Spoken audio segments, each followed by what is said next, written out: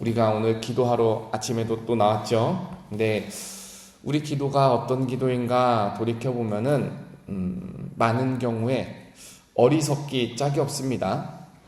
솔직히 하나님 앞에서 뗐을 때도 많고, 심지어 믿음의 기도라 한다 하지만 반신반의하고 믿음이 없을 때도 있습니다.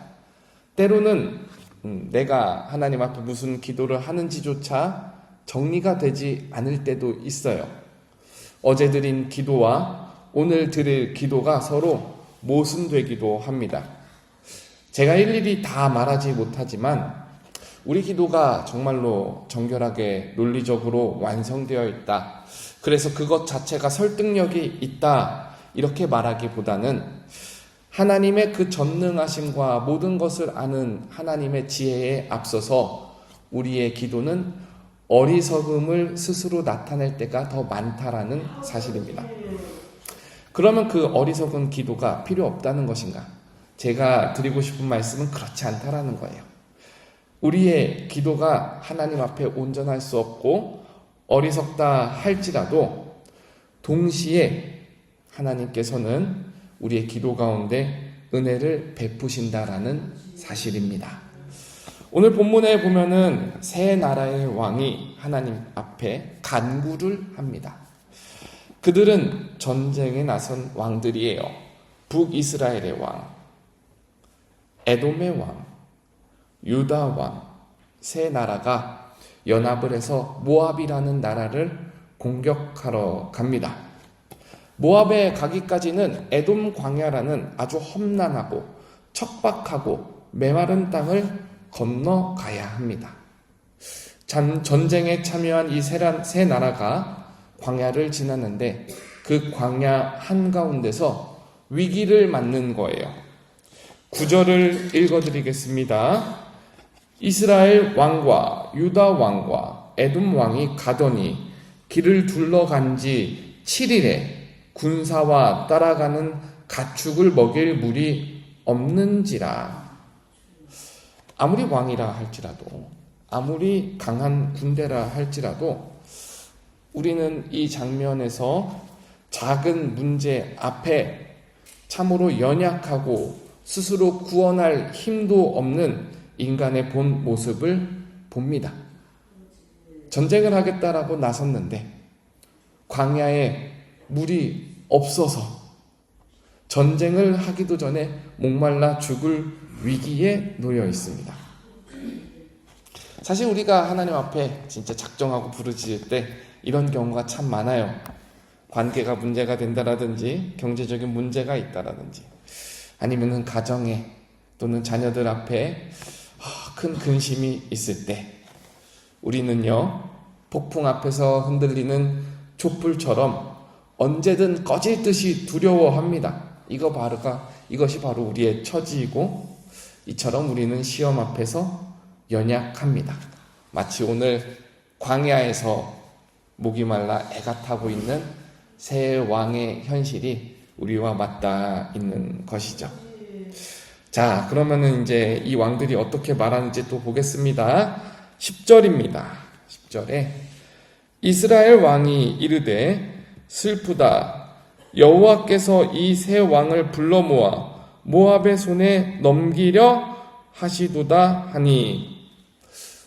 제가 서두에 우리의 기도가 하나님 앞에 어리석을 때가 좀 있다라고 했죠.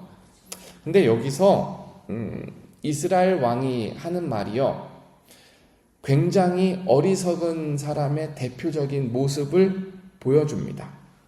지금 이스라엘 왕이 아합의 아들이에요. 이스라엘 왕이 혼자서 탄식하면서 누구를 탓하고 있죠?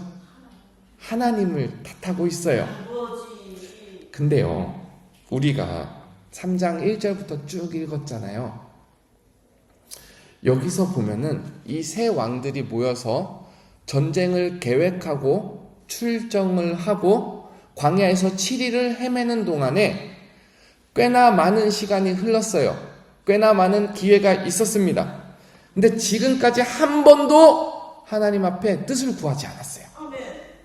기도하지도 않았고 선지자에게 말씀을 구하지도 않았습니다. 여러분들도 한번 집에 가서 열왕기하 3장을 다시 한번 읽어보세요.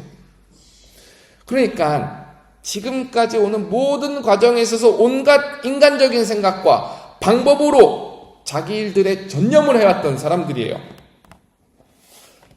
그런데 물이 없어 죽게 생겼을 때에 이 사람이 하는 말이 무엇이죠?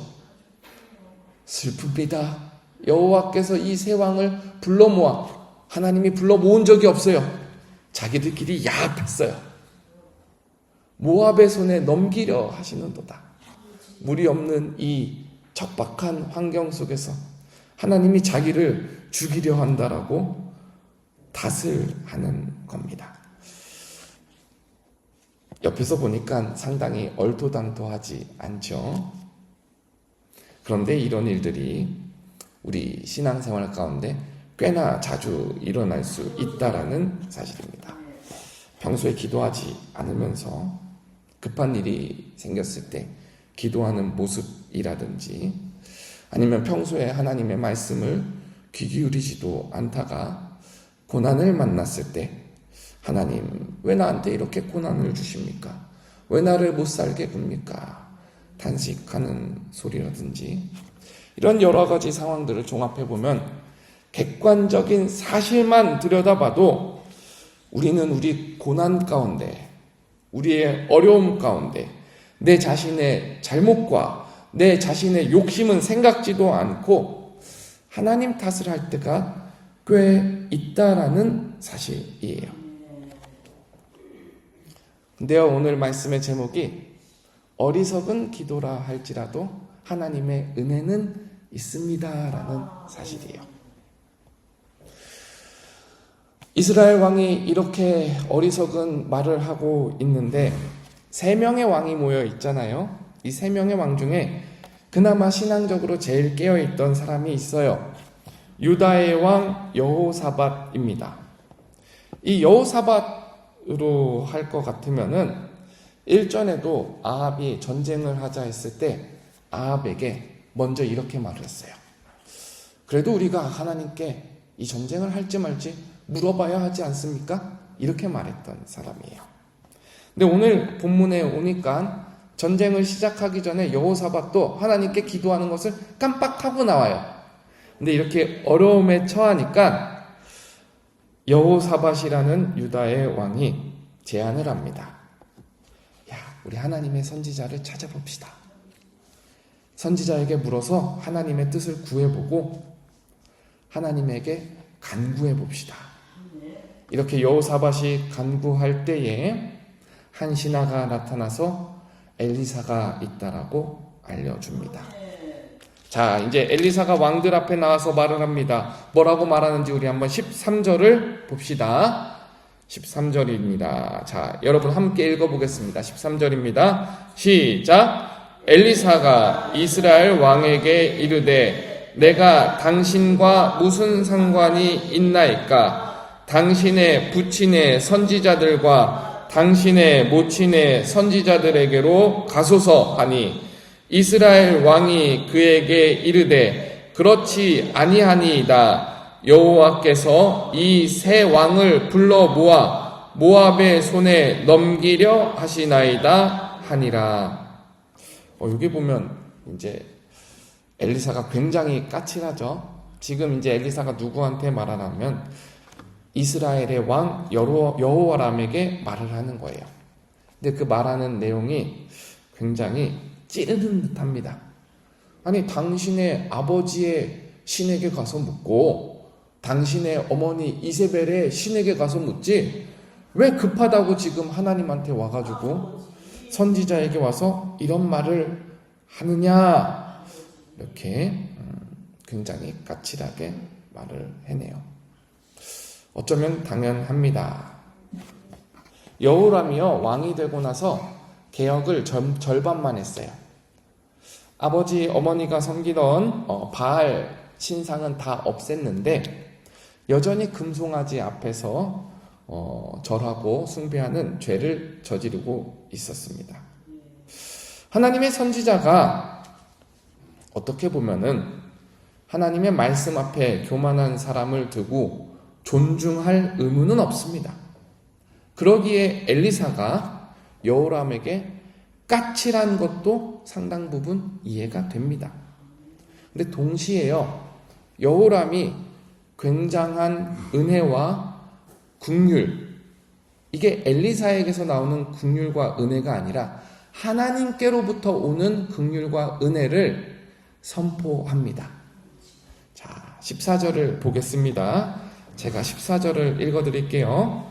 엘리사가 이르되 내가 섬기는 만군의 여호와께서 살아계심을 두고 맹세하노니 내가 만일 유다의 왕 여호사밧의 얼굴을 봄이 아니면 그 앞에서 당신을 향하지도 아니하고 보지도 아니하였으리라.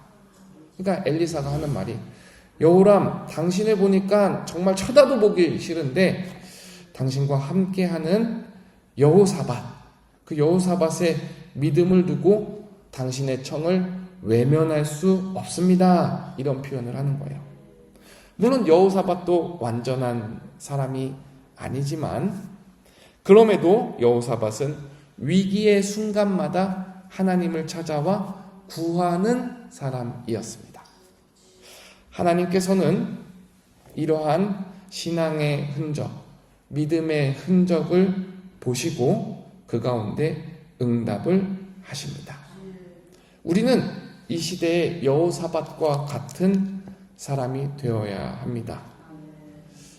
여호사밧이 완전하다고 해서 그렇게 되자, 그런 것이 아니라 누군가가 길을 잃고 방황할 때에 함께 기도합시다. 누군가가 곤경에 처해서 이러지도 저러지도 못할 때에 우리 하나님의 뜻을 물어보고 말씀을 같이 들여다봅시다. 이렇게 부족하지만 하나님의 방법을 함께 찾으려고 손잡아주는 사람이 되어야 할 줄 믿습니다. 엘리사는 여호사밧의 믿음 가운데 하나님의 뜻을 구합니다. 이 세 나라의 연합군을 위해서 하나님의 구원하심을 간구합니다. 그리고 그때 하나님께서 엘리사를 통해서 말씀을 주시는데 큰 물을 주시겠다라고 약속의 말씀을 주셔요. 큰 물을 주시겠다라고 약속의 말씀을 주시는데 이 방법이 참으로 기이합니다. 비바람도 없을 거고 아무런 전조도 없을 건데 물이 나게 하시겠다라는 거예요. 그러니까 엘리사를 통해서 이 왕들에게 시키는 말은 다른 것이 아니라 물을 받을 준비를 하라, 하나님의 은혜를 담을 준비를 하라라는 말씀을 합니다. 16절에 보니까 그가 이르되 여호와의 말씀이 이 골짜기에 개천을 많이 파라 하셨나이다. 오늘 저녁에 우리가 어떻게 개천을 팔 것인가를 집중적으로 나눌 거예요. 여러분, 하나님께서는요, 저와 여러분을 통해 저와 여러분에게 수많은 것들을 예비하고 준비하고 계십니다. 근데 우리가 믿음의 사람이, 믿음의 그릇이 없으면 그 하나님의 정말 차고 넘치는 은혜와 축복을 받아들일 수가 없어요. 신앙의 그릇이 없어서 그것을 주체하지 못해요. 다 흘려보내요. 광야라고 하면요, 비가 안 와서 물을 잘 흡수할 것 같죠? 아니요. 비가 안 왔던 땅에는, 물을 받아본 적 없는 땅에는요, 물이 오히려 다 쓸려 나가버린다고 합니다. 그러니까 엘리사가 새 왕에게 하는 말이 앞으로 하나님께서 물을 많이 주실 거니까, 돌려 말하면 뭐예요? 은혜와 축복을 많이 주실 거니까 그 은혜와 축복을 담을 개천을 팔아. 이거 오늘 저녁에 우리가 어떻게 개천을 팔지, 하나님의 말씀에 어떻게 반응할지 우리 한번 저녁에 살펴봅시다. 근데 오늘 새벽에는 딱 이거 하나 붙잡고 가면 좋겠습니다. 18절을 한번 보십시오. 18절입니다. 18절입니다. 예, 한번 우리 성경을 보고 저와 여러분이 한 목소리로 읽어보겠습니다. 시작. 이것은 여호와께서 보시기에 작은 일이라 여호와께서 모압 사람도 당신의 손에 넘기시리니. 여러분, 광야는 물 한 방울 나지 않는 곳이에요. 메마른 하늘에서 비를 기대할 수 없어요. 바람이 불지 않는 곳에서 구름을 찾을 수 없어요. 근데 그곳에서 물이 나게 하시겠다라고 약속을 주신 하나님이 무엇이라고 이어서 말합니까? 이거 하나님한테 별거 아닙니다. 우리한테는 크고 놀랍고 기이하고 상상조차 할 수 없는 일들이 하나님 앞에서는 별거 아니라는 사실입니다. 여러분, 이 말씀이 오늘 우리에게 믿어지기를 바랍니다.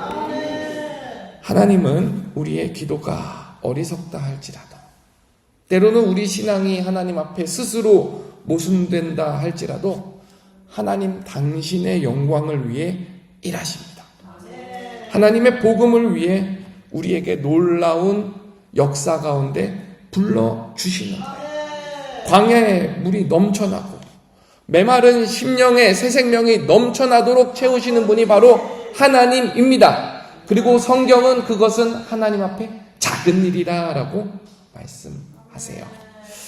사랑하는 여러분, 오늘 하루 하나님께서 우리 여러분들에게 준비하신 은혜는 우리의 이해와 상식을 넘어날 줄 믿습니다. 우리를 살리는 방식으로 하나님은 항상 일하십니다. 어떠한 때에도 우리를 악한 길로, 우리를 멸망의 길로, 우리를 정말로 사망의 음침한 골짜기로 하나님은 인도하지 않으세요. 하나님의 역사는 항상 우리를 살리는 방향으로 일어납니다. 그렇다면 이 아침에 우리 이 기도의 시간에 하나님의 은혜 앞에서 어떻게 해야 합니까? 오늘 본문에 보니까 새 왕들의 모습은 결코 아름답지 않았습니다. 처음부터 하나님께 묻지 않았고, 기도 없이 계획했고, 말씀 없이 움직였고, 자기 욕심대로 생각했고, 그런데 그 모든 위기가 자기 해석에서부터 비롯되어 나타났는데 하나님은 원망했어요. 아름다우지 않았죠. 근데 그럼에도 불구하고 하나님은 잘못된 것은 책망하시면서도 동시에 믿음의 흔적을 외면하지 않으시고 생명을 약속하셔요. 우리 오늘은 이 아침에 하나님께서 우리에게 부어주시는 은혜, 하나님께서 우리에게 부어주실 은혜, 그것에 감사하는 하루가 되기를 바랍니다. 우리의 기도가 늘 완벽해서가 아니에요. 우리의 말이 다 정리돼서가 아니에요. 우리의 마음이 항상 깨끗해서가 아니에요. 우리의 믿음의 시선이 항상 고정되어 있어서도 아닙니다. 하나님께서 먼저 우리를 긍휼히 여기시기 때문에, 그렇기 때문에 우리는 좋으신 하나님을 바라봅니다. 오늘 하루 모든 것을 다 솔직하게 내어놓고 은혜를 베푸시는 하나님 앞에 기도합시다. 주님, 저를 불쌍히 여겨 주시옵소서.